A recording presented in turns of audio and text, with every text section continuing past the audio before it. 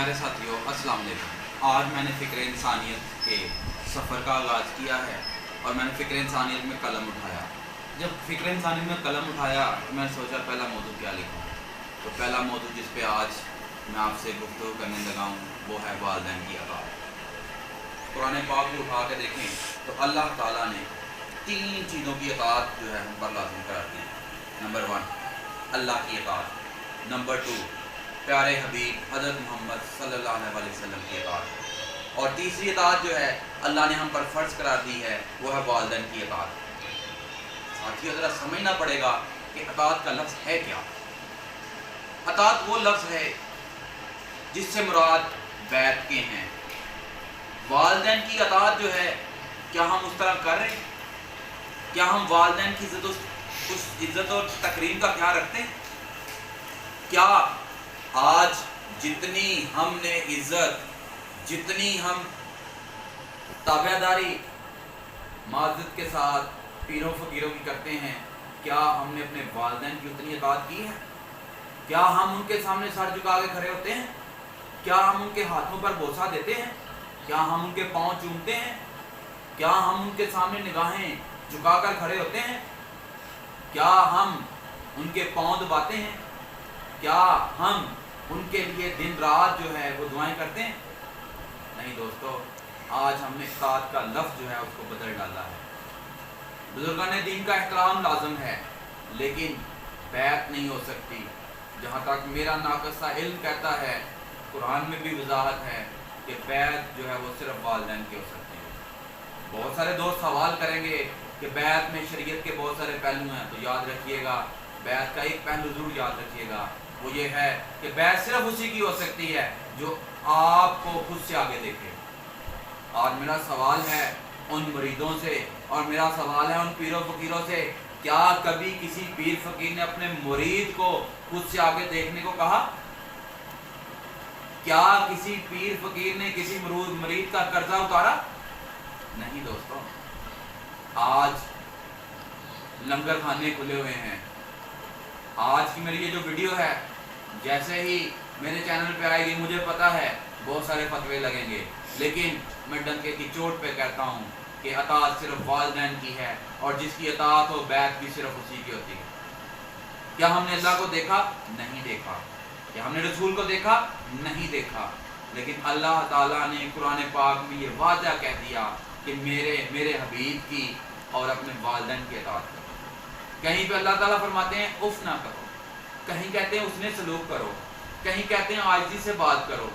अरे वो बाप जो है उसके बारे में अल्लाह ताला कुरान में इतनी वजाहत करता है, तो अल्लाह ताला ने हमें अमली शक्ल में जो शख्सियत दी है वो मोस्ट प्रीशियस गिफ्ट हमारे वालिदैन। बाप के बारे में कहा गया है, किसी और के बारे में नहीं कहा गया। बाप के बारे में कहा गया है कि बाप की दुआ ऐसे है जैसे पैगंबर की दुआ अपनी उम्मत के लिए। माँ के कदमों के नीचे जन्नत रखी गई। इस मसले को भी समझना पड़ेगा। माँ के कदमों में जन्नत तब पाएगी जब उसका शौहर उससे राजी होगा। और आज के जो बच्चे जो हैं यक तरफा होकर माँ की सिर्फ इज्जत करते हैं, और वो बाप जो धूप में जलता सड़ता मरता है उसकी इज्जत नहीं करते। रोंगटे खड़े कर देने वाला एक वाक़या आपको सुनाऊंगा। बाप बेटी जो है सफर पे जा रहे, उस बाप ने कुछ कर्ज शायद किसी का अदा करना था। ये मेरा आंखों देखा वाक़या है। तो नन्ही सी मासूम सी 5 साल बच्ची जो है उसने मोटरसाइकिल पे उठाया हुआ था। मैं एक चौक में देखा क्या एक शख्स को जो है एक आदमी मार रहा है, तो बाकी लोग कह रहे हैं कि ये अच्छा कर रहा है। मैं रुका, मैं अपनी मोटरसाइकिल से उतरा, मैंने जाके पूछा कि आप इस शख्स को मार क्यों रहे? उसने कहा इसने मेरा कर्ज देना था, 6 माह हो गए हैं, बहाने बना रहा है, मुझसे मुलाकात नहीं कर रहा। और उसकी नन्ही सी मासूम सी बच्ची रो के कहती है, ना जी मेरे बाबा मेरे शहजादे हैं, विलन नहीं है, खुदारा मेरे शहजादे को तो कुछ ना कहो।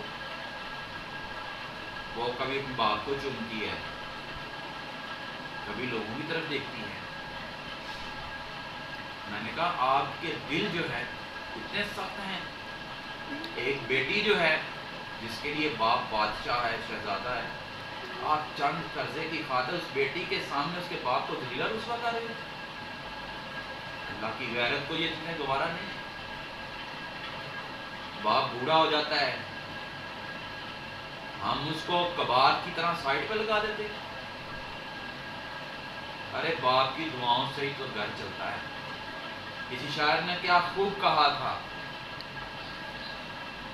میرے گھر کی میں جو رونقیں ہیں, میرے گھر میں جو رونقیں ہیں وہ میری کمائی سے نہیں, اس میں میرے ماں باپ کی دعائیں بھی شامل ہیں. ماں باپ کی دعاؤں کو بغیر کچھ نہیں ہو سکتا تھا.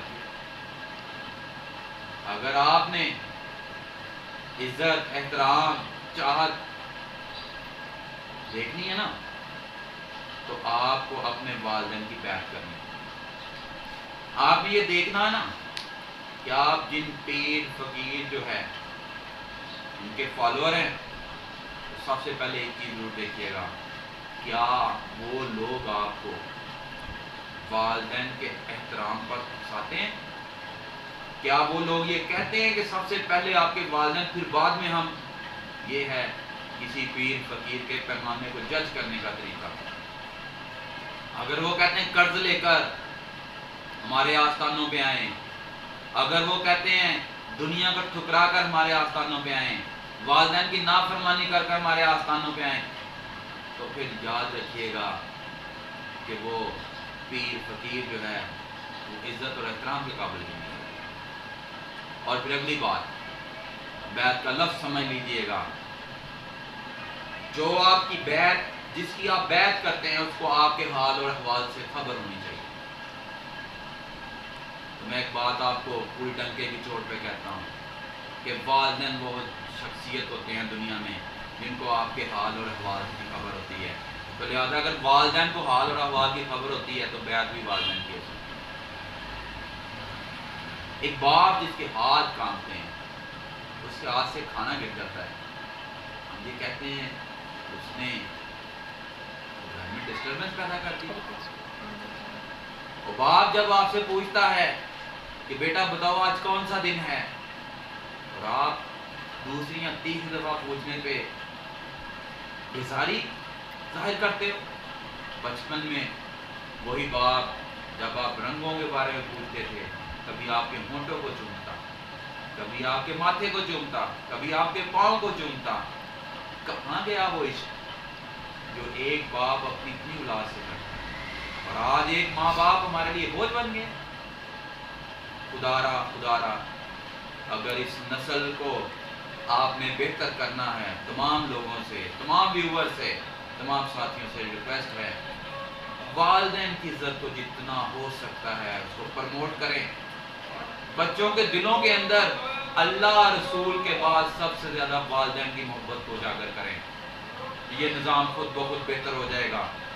میں نے دیکھا ہے اپنی آنکھوں سے کئی آستانوں کے اوپر والدین کے نافرمان, والدین کو اچھا لباس نہیں پہناتے, والدین کو اچھی سہولتیں نہیں دیتے, لیکن آستانوں پہ جا کر جو ہے وہ یہ ہماری طرف سے رکھ لیجیے, ہماری طرف سے لنگر میں حصہ ڈال لیجیے. ماں باپ گھر میں بھوکے ہیں, آپ ادھر لنگر میں حصہ ڈالتے ہیں. بہن بھائی پیسوں کے لیے ترس رہے ہیں اور آپ وہاں لنگر بھی حصہ ڈالتے ہیں. تو اب میں بس اس سوچ پر اور کیا کہہ سکتا ہوں ان آستانے والوں کو جنہوں نے یہ بھی نہ پوچھا کہ یہ قرض تو نہیں لے کر آیا, کہیں ماں باپ کی نافرمانی کر کے تو نہیں آیا, کہیں تیرا بہن بھائی بھوکا تو نہیں ہے. کتنے بزرگ ہیں جن کے آستانوں پہ آپ جاتے ہیں وہ آپ کو جیب سے پیسے دیتے ہیں؟ مجھے بتائیں کتنے لوگ ہیں؟ آپ کو گنتی کے بھی چند لوگ نہیں ملیں گے. اور اگر انہوں نے آپ کی بیعت کر ہی لی ہے تو میرا بزرگوں کو یہ پیغام ہے, اگر کسی نے آپ کی بیعت کر لی ہے تو بیعت سے مراد ہے اس کے حال و احوال کی خبر رکھنا. اگر حال و احوال کی خبر نہیں رکھ سکتے تو مرید ہی اتنے کرے جتنی خبر آپ رکھ سکتے ہیں. قرآن پاک میں جگہ جگہ پہ, سورہ توبہ میں ہے, سورہ نساء میں ہے, سورہ انعام میں ہے, سورہ یوسف میں ہے, سورہ ابراہیم میں ہے, سورہ اسرائیل میں ہے، بنی اسرائیل میں ہے، سورہ کہف میں ہے، سورہ مریم میں ہے، سورہ نمل میں ہے، اور سورہ عنکبوت میں ہے، سورہ لقمان میں ہے، سورہ الاحقاف میں ہے، سورہ نوح میں ہے، سورہ البلد میں ہے۔ کہیں پہ اللہ کہتا ہے احسان کرو، کہیں پہ اللہ کہتا ہے اونچی آواز میں بات نہ کرو، کہیں پہ اللہ کہتا ہے والدین کے سامنے نظریں جھکا کے کھڑے ہو، کہیں پہ اللہ تعالیٰ کہتا ہے ان کی اطاعت کرو، کہیں پہ اللہ تعالیٰ کہتا ہے کہ ان کے ساتھ حسن سلوک کرو۔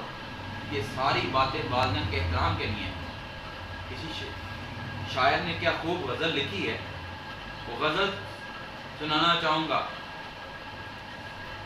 شاعر کہتا ہے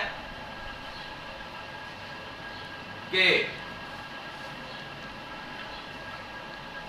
اکھری اکھری چال میں دیکھو، مشکل ماہ و سال میں دیکھو، صبر کا دامن ہمیں رکھنا، اف نہ کہنا، غصے کا اظہار نہ کرنا، کروا ہے مگر یہ گھونٹ تم چپکے سے سہ لینا، اگر ہاتھ ہمارے کمزور ہو جائیں، کانپنے لگ جائیں،